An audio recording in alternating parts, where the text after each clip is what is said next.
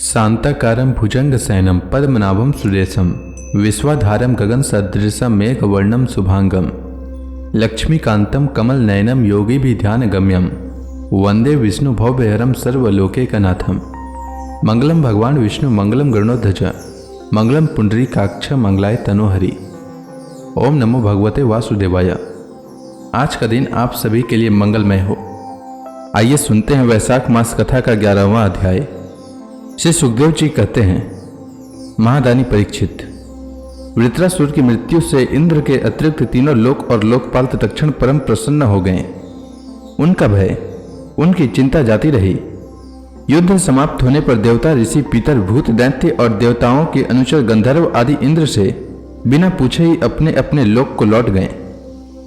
इसके पश्चात ब्रह्मा, शंकर और इंद्र आदि भी चले गए। राजा परीक्षित ने पूछा, भगवान, मैं देवराज इंद्र की अप्रसन्नता का कारण सुनना चाहता हूं। जब वृत्रासुर के वध से सभी देवता सुखी हुए, तब इंद्र को दुख होने का क्या कारण था? श्री सुखदेव जी ने कहा, परीक्षित, जब वृत्रासुर के पराक्रम से सभी देवता और ऋषि महर्षि अत्यंत भयभीत हो गए, तब उन लोगों ने उसके वध के लिए इंद्र से प्रार्थना की, परंतु वे ब्रह्म हत्या के भय से उसे मारना नहीं चाहते थे। देवराज इंद्र ने उन लोगों से कहा, देवताओं और ऋषियों, मुझे विश्व रूप के वध से जो ब्रह्म हत्या लगी थी, उसे तो स्त्री, पृथ्वी, जल और वृक्षों ने कृपा करके बांट लिया। अब यदि मैं वृत्र का वध करूं, तो उसकी हत्या से मेरा छुटकारा कैसे होगा? श्री सुखदेव जी कहते हैं, देवराज इंद्र की बात सुनकर ऋषियों ने उनसे कहा, देवराज, तुम्हारा कल्याण हो, तुम तनिक भी भय मत करो, क्योंकि हम अश्वमेध यज्ञ कराकर तुम्हें सारे पापों से मुक्त कर देंगे। अश्वमेध यज्ञ के द्वारा सबके अंतर्यामी सर्वशक्तिमान परमात्मा नारायण देव की आराधना करके तुम संपूर्ण जगत का वध करने के पाप से भी मुक्त हो सकोगे। फिर वृत्रासुर के वध की तो बात ही क्या है। देवराज, भगवान के नाम कीर्तन मात्र से ही ब्राह्मण, पिता, गौ, माता, आचार्य आदि की हत्या करने वाले महापापी, कुत्ते का मांस खाने वाले चांडाल और कसाई भी शुद्ध हो जाते हैं। हम लोग अश्वमेध नामक महायज्ञ का अनुष्ठान करेंगे। उसके द्वारा सदापूर्वक भगवान की आराधना करके तुम ब्रह्मा पर्यंत समस्त चराचर जगत की हत्या के पाप से भी लिप्त नहीं होगे। फिर इस दुष्ट को दंड देने के पाप से छूटने की तो बात ही क्या है। श्री सुखदेव जी कहते हैं, परीक्षित, इस प्रकार ब्राह्मणों से प्रेरणा प्राप्त करके देवराज इंद्र ने वृत्रासुर का वध किया था। अब उसके मारे जाने पर ब्रह्म हत्या इंद्र के पास आई। उसके कारण इंद्र को बड़ा क्लेश, बड़ी जलन सहनी पड़ी। उन्हें एक क्षण के लिए भी चैन नहीं पड़ता था। सच है, जब किसी संकोचित सज्जन पर कलंक लग जाता है, तब उसके धैर्य आदि गुण भी उसे सुखी नहीं कर पाते। देवराज इंद्र ने देखा कि ब्रह्म हत्या साक्षात चंडाली के समान उसके पीछे पीछे दौड़ी आ रही है। बुढ़ापे के कारण उसके सारे अंग कांप रहे हैं और क्षय रोग उसे सता रहा है। उसके सारे वस्त्र खून से लथपथ हो रहे हैं। वह अपने सफेद सफेद बालों को बिखेरे ठहर जा इस प्रकार चिल्लाती आ रही है। उसके श्वास के साथ मछली की सी दुर्गंध आ रही है, जिसके कारण मार्ग भी दूषित होता जा रहा है। राजन, देवराज इंद्र उसके भय से दिशाओं और आकाश में भागते फिरे।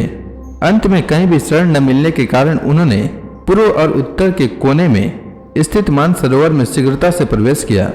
देवराज इंद्र मानसरोवर के कमल नाल के तंतुओं में 1000 वर्षों तक छिपकर निवास करते रहे और सोचते रहे कि ब्रह्म हत्या से मेरा छुटकारा कैसे होगा।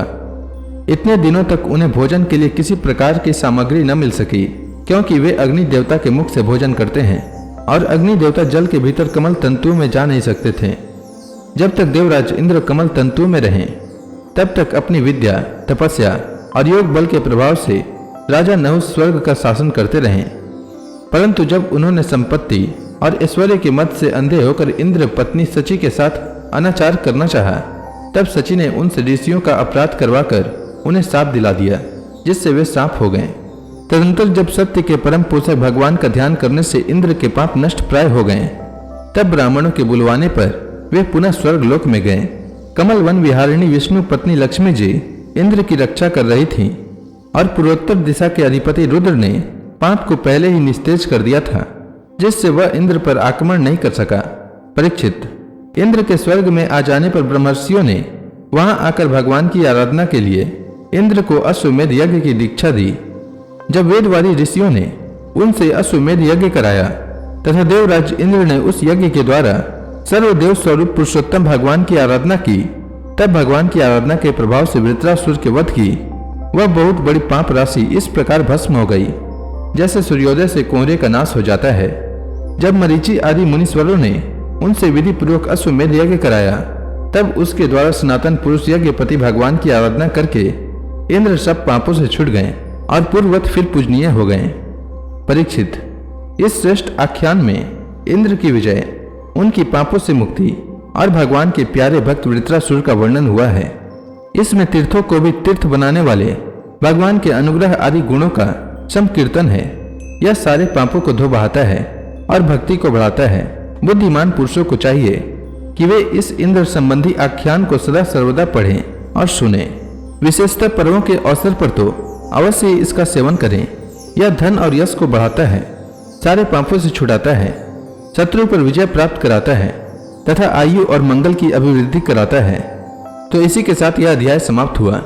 इसके आगे की कथा मैं कल के अध्याय में सुनाऊंगा। तब तक के लिए भगवान हरि का नाम लेते रहें।